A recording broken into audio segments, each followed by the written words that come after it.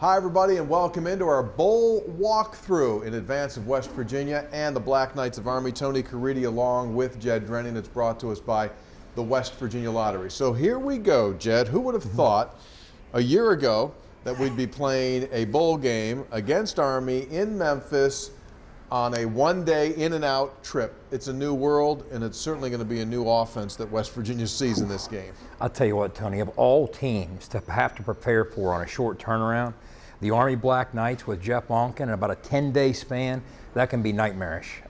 They're so different from anything else you see. That's one of their greatest strengths. You just don't see this type of offense. It goes back to the old adage about breakfast. The old adage about breakfast, the chicken's involved, but the pig is committed, okay? Army's committed when it comes to the option. A lot of teams have elements of the option game in their system. Army is all in. It's what they do. It's who they are. It's part of their identity. And they are incredibly difficult to stop for a host of reasons. Okay, so with that being said, short time of preparation, what do you think the key is here for West Virginia defensively to try to slow them down? Well, I think one of the keys, and you heard Neil talk about this week, don't reinvent yourself. Be who you are and find the best packages within what you do to attack what they do. Now, it's all going to start with that fullback. We've heard that 1,000 times for a reason, okay? They're younger at quarterback than they traditionally have been. They'll roll out as many as 6 of these guys. Okay, 6 guys have taken snaps at quarterback, 4 of them have started, 4 of them have won games as starters, but they're all kind of young.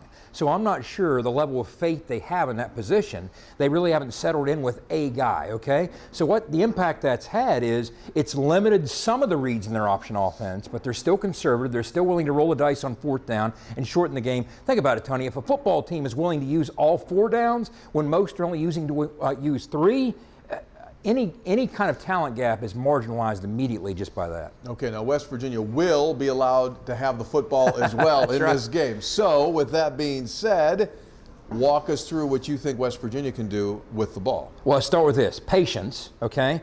But when they get the football, they need to make the most of it. 14 times in the last 3 years, Army defensively has faced 50 snaps or fewer against the offense. They play keep away, right?